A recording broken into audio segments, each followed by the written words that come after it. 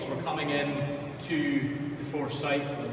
You can see where the cables are coming through on those right-hand sides. It's our intention to actually preserve as much of the naval history as we possibly can and actually make it a feature of what's going on.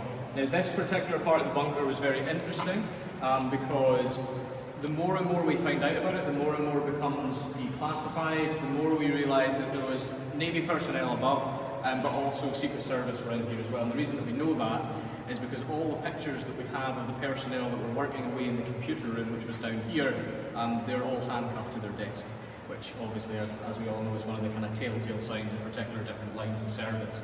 In addition to that, the declassified documents that are coming out kind of tell us that this was really, really important. And the reason that we know that is declassified documents, not from this country, or not from America, but particularly from ex-Soviet states, actually have this site marked out pretty much inch by inch, centimetre by centimetre.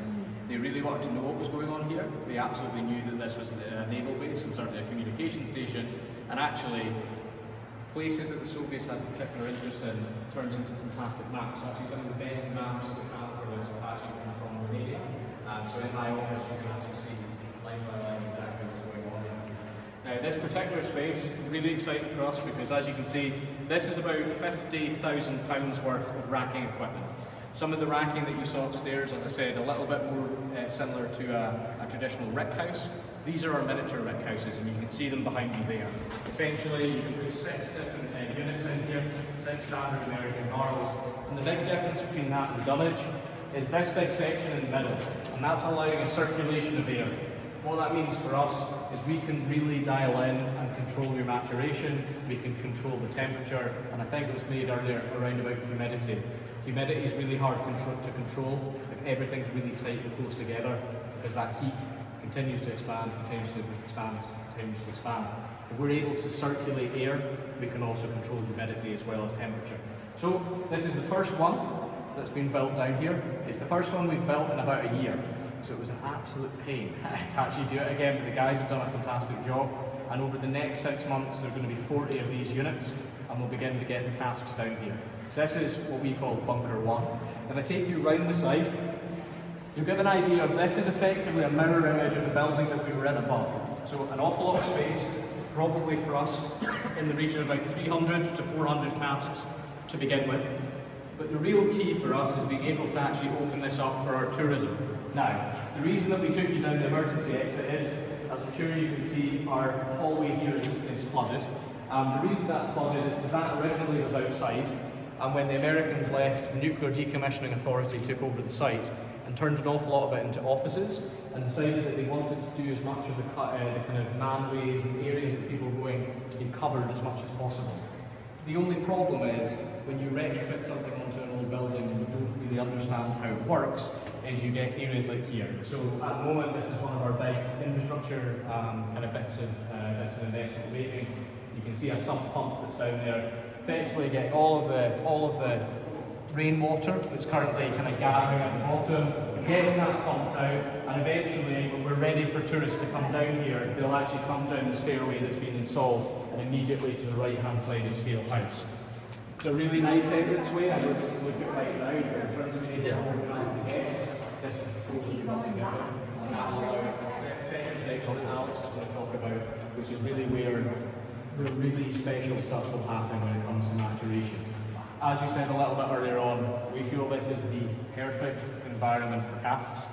If we were to build this, we probably could not afford it in 5, 10, 15 years of investment, because we think how thick the concrete is, the fact that it's subterranean. We're very thankful that our American cousins have left with us. Yes, we need to do a little bit of work to make it work for us, but we're going to take advantage of it and absolutely run with it. So, once we've filled all this lovely area, I'm going to talk about Alex specifically, just take you down to this right hand side, because in my opinion, this is the creme and the most important part of the project. So I'll start you right at the very end and work our way back. This was the access tunnel when they first kind of realized they wanted access back up into the Armories building. So you actually have a hatch here where you can climb the ladder right back up, almost 10 feet away from you when you were filling your casks. Oh, goodness, wow. So our plan and vision is to effectively pin as much of these wirings up to the wall as possible. Open this space up, and effectively this is where the lifting mechanism will go for casks to be lowered into this area. So that hatch, as you can see, there's also another hatch in the corner. And effectively, we've already seen that this concrete layer here is about half the depth as what you'd get out in the main room. So this is about a 250 mil rebar reinforced. There is a 500 mil double rebar reinforced. So cutting through this is much easier than cutting through there. So that's our intention for this area, is to effectively have a lifting hatch that goes up 3 meters, which is almost the exact level of our floor. Roll a cask on, lower, roll the cask off, and it goes down the hallway. Those are all cables. Those are all the original cables, yeah. So the cables are still there.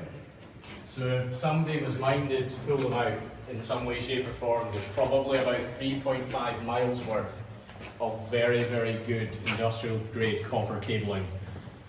That might fund everything, I just don't know how to pull it out. That's a mining operation. I'm pretty sure you can pull it out.